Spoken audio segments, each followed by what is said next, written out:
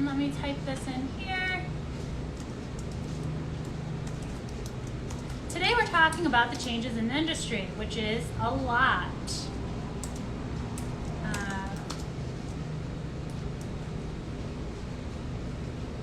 Okay, so today we're talking about 5 ways that the industry is changing. And really quick, I'm Anna Livermore from V.Mora. And if you aren't familiar with Makers Row, it is a platform that has a bunch of different vendors for you to look up domestically, for trim vendors, fabric vendors, companies like mine. I own a company called V.Mora, and at V.Mora we help launch fashion designers. That can be photo shoots, product development, pattern samples. We align you with a manufacturer. I do one-on-one coaching. And today, actually at 4 o'clock, we're doing a live event where I'm going to teach you guys how to cost a garment. It's going to be really great. You'll get a costing template, and I'll walk you through how to use the costing template on your own garments. So if you're interested in that, Makers Row is selling tickets. We have a link on our Instagram, and Makers Row has a link to sign up on their Instagram. So if you're interested in that, it's at 4 o'clock. Learn how to cost your garment. Yes, so I'm Anna Livermore, and we're pairing together with Makers Row to launch Embark. And Embark is a platform that is just dedicated to connecting you with the professionals and the experts that they have picked from different categories. There's lawyers, there's people like me, there's marketing experts, a whole bunch of different experts where you guys can reach out, connect. We've got videos on there, how-tos, and you can just book us straight through the Embark platform. So you can just go on, book an hour, book 30 minutes with us, and it's really great. So without further ado, that is everything, who I am, why we're doing this. If you're new to the live events, that's what we're doing. We're launching these. They've got so much content, Makers Row. It's a great platform for new designers. So pay attention. Hopefully you've been watching and you've seen a bunch of them. But, so today we're talking about 5 ways the industry is changing.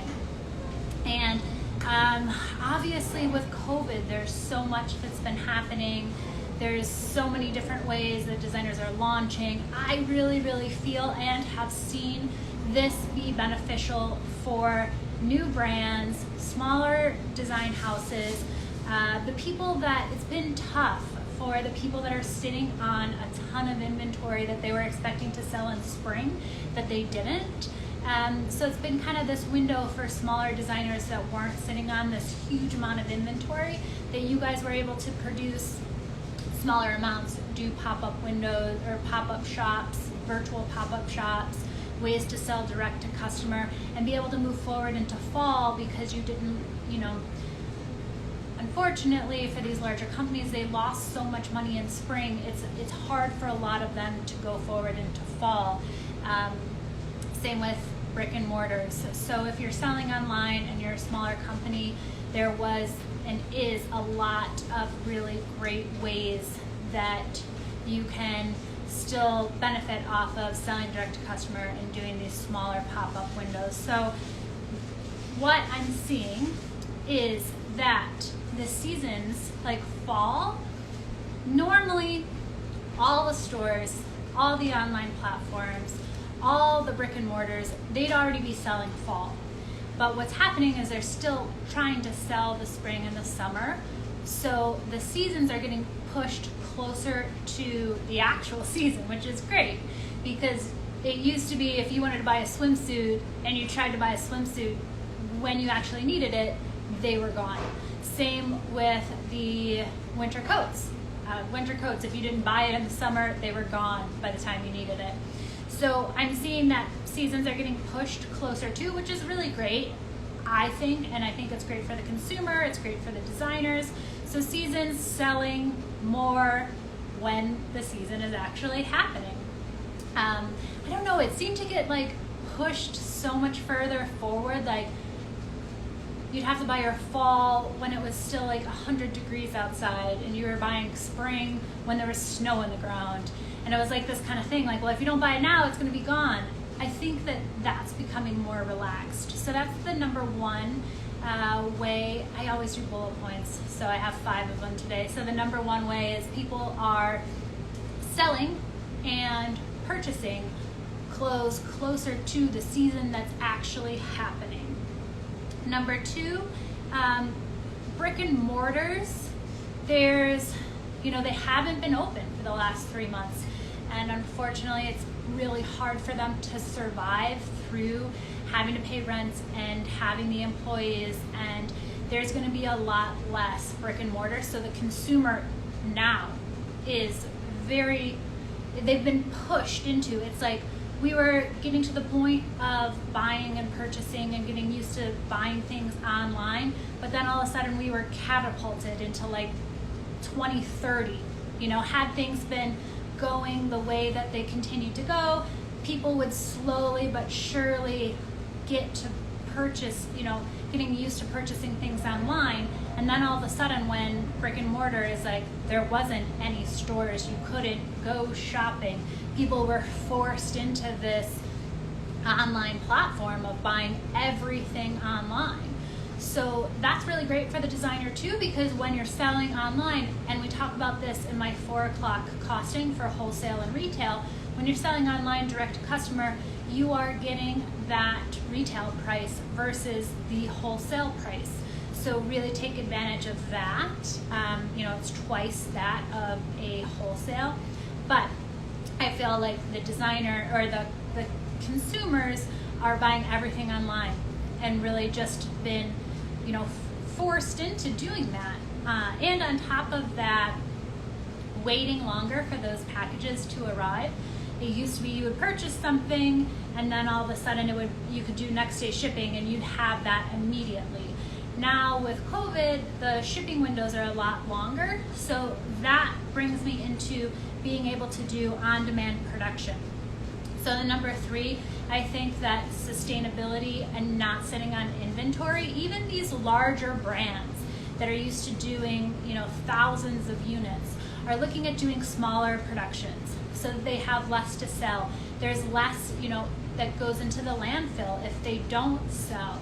So doing smaller productions is more accustomed to these larger brands, as well as the smaller designer that's doing, even on demand. On demand manufacturing is a new concept where you can have just one product to sell, make that product, and get that product out to your customer. So that's definitely a way that the market is changing, is this on demand. And because people are used to that longer wait, you can also do a virtual pop-up shop where you're like, okay, I'm going to sell 40 garments, 50 garments. I'm going to sell for these 5 days. Once I hit those 50 garments, I'm going to close the window and make those 50 garments and send those out to the customer. So that's new, because it used to be the customer was so used to like buying and having that immediate that they were less likely to buy something that was being custom made or that they would have to wait a few weeks for. So that's really great for the new designer. And number 4 is sustainability, and I touched a little bit on that with number 3, but people are definitely looking at sustainability of brands. Designers are looking at the sustainability of their company, and when it comes to fabrics and manufacturing and the people and everything that goes into your brand, sustainability is definitely, it's been a topic, but after all that we've been through, it's even more important to know who's making your product, what's happening with your product, where it's coming from. All of those things are mattering now more than ever. And number 5, and this one's great for designers, is there's less pressure on brands to be coming up with something new constantly. It seems like the industry was like on this train, and then all of a sudden it got out of control, where the designers are having to come up with new designs all the time, constantly new collections, new, staying creative, coming up, there's fall 1, fall 2, holiday, spring 1, spring 2, summer. It's just like, it was so hard on the designers to be so creative that I think the industry is slowing down. Fast fashion is, moving out, just because of, it was really hard for fast fashion to sit on all this merchandise and not sell because they have those thousands of units. So I think the industry is definitely slowing down, which is nice because as a designer, having to come up with all new pieces all the time and being creative and like this demand on the designers, just I feel like it got out of control. So going back to where you can design a fall collection, you can design a spring collection, and not have to be launching something new every single second of every single day. And that came from fast fashion because they're turning things around and constantly, bombarding the consumer, so the consumer got used to that. And I think with all that's happened, it's forced this slowdown for everybody. So I think that that's really great for new designers. So I'm gonna wrap it up. Again, just run through all of my points. Number 1 is brands are launching and selling in season instead of, forcing the consumer to buy 6 months ahead of time. Number 2 is the brick and mortars. With those brick and mortars not being open for so long, the consumers are getting used to buying things online. They're having to buy things online. Number 3 is the on-demand production. Is something that it's new, it's definitely going to be around, it's going to be more and more designers going to this on demand. Number 4 is sustainability is huge right now. And number 5 is there's going to be less pressure on the designers to have to come up with something new every single second of every single day. So I think the industry is slowing down. So there you have it. That is how I see the industry changing, and there's a lot of things that are really great for a smaller independent designer.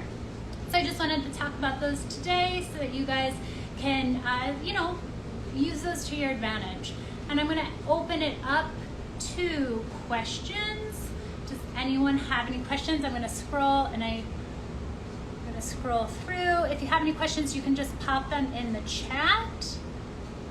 I see some waves. Hi.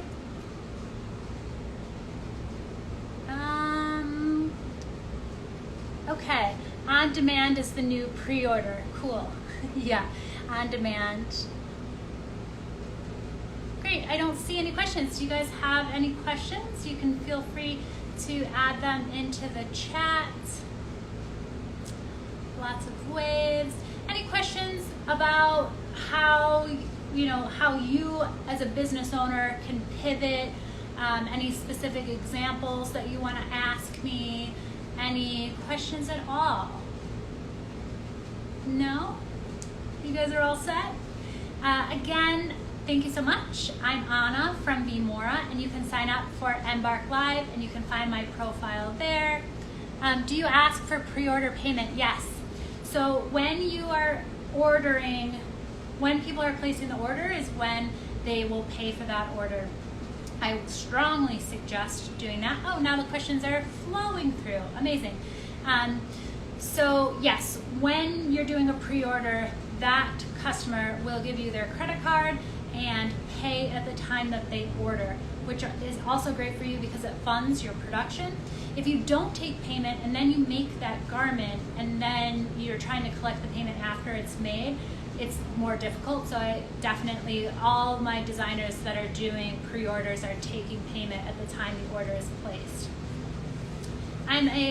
If I'm a manufacturer in the US but factories are imported, can I say made in the US? So if your product is made in the US but the fabrics are imported, you say made in the USA from imported fabrics underneath.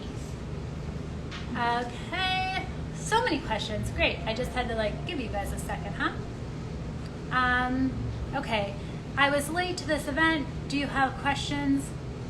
I was late to this live, but I do have a question about how to title. Okay. Can you talk about the pre-sale model?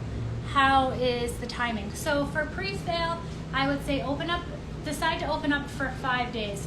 Promote beforehand and say that the pre-sale's coming so that people know to look out. Let them know that there's only going to be a 5-day window or a 7-day window, and only open it for those days. Push really hard, do a live event, Instagram, Facebook, send out a mailer. Do as much as you can so that people know that it's happening. Then you close out that window. I would suggest having the fabric ordered already for those 40 units, and then basing what sizes you're gonna make of those 40 units. It doesn't have to be 40, it can be 50 units, 100 units, however many units you've decided you're gonna close the selling window out at.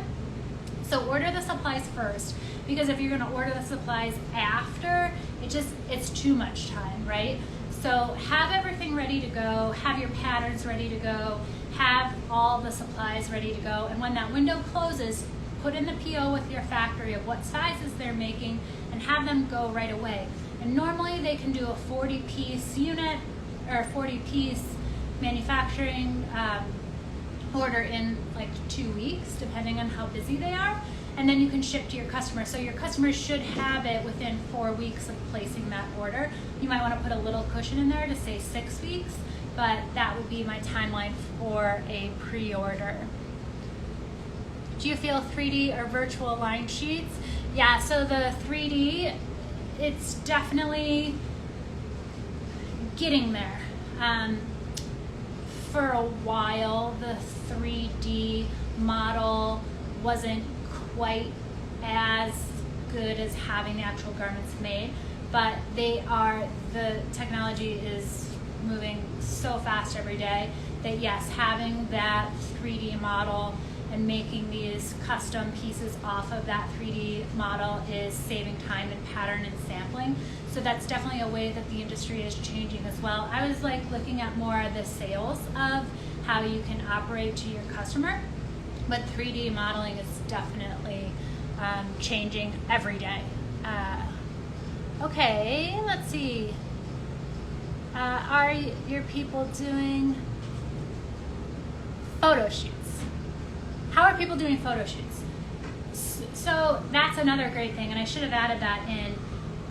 The photo shoot, it used to be you needed a professional photographer and professional models, and everything had to be like on point and perfect, and you would have this whole production. Now with COVID and social distancing, the bar has been dropped. You know, just get content. You can send your pieces to influencers or friends and just have them do a photo shoot in their house, have their husbands take photos, have, you know, someone that they're been around through the social distancing take photos for them.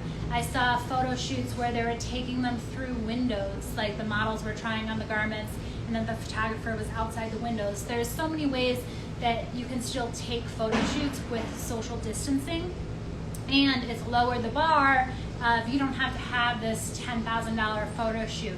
Just getting photos of your garments on a human is good enough, and that's great because for you guys, you're not having to spend so much money on photo shoots. And again, the customer is getting more used to so many like pretty large companies. I was talking to someone in Canada, and she's like, I'm the model on all of my spring collection because I couldn't do a photo shoot. That was the only way that I could get photos of my new pieces up, and that's fine. It's more so about making sure that you find ways to get content, and with that, it's lowered the bar of how much money and how much production you have to put into photo shoots. So yeah, all of my designers have done photo shoots. We've found creative ways to work around the social distancing.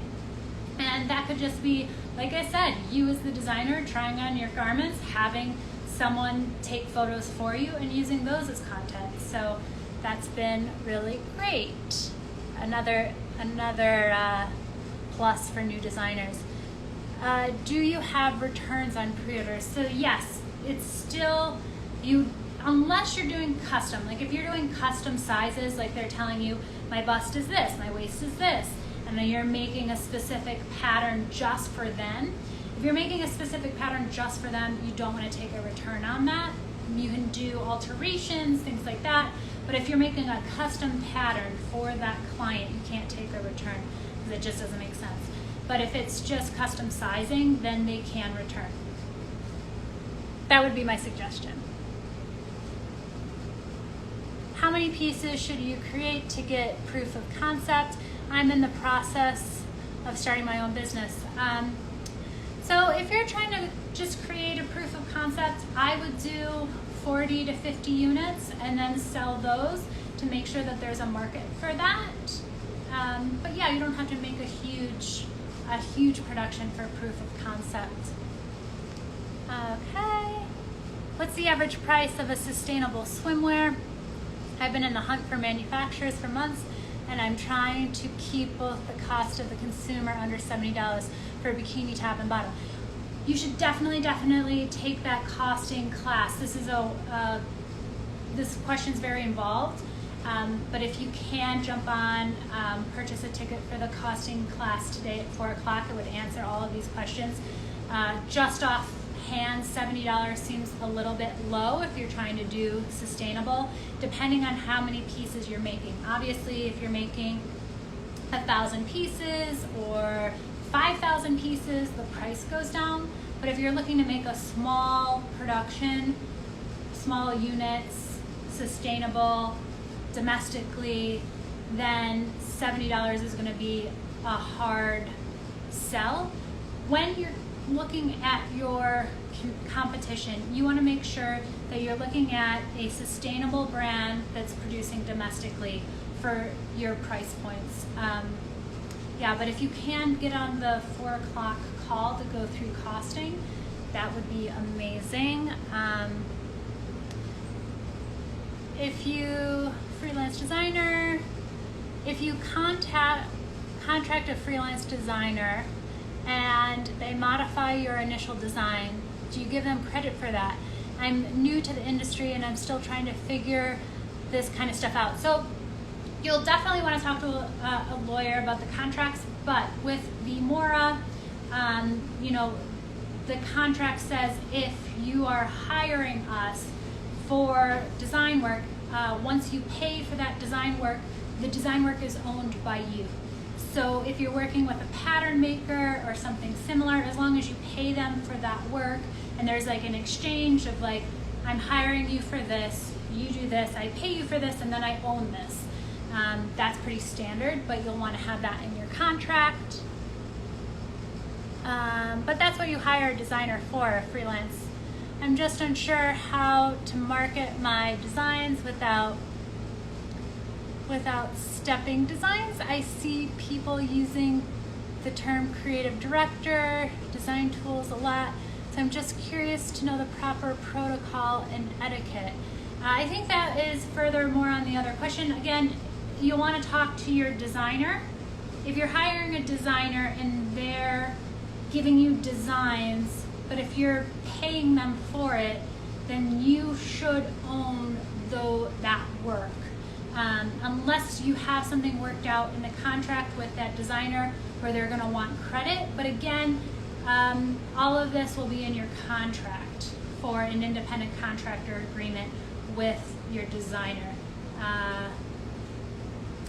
So yes, probably best to get contracts. But the moral of the story is talk about all of this before you move forward. Have a sit down of your expectations, of their expectations, and make sure you're all on the same page.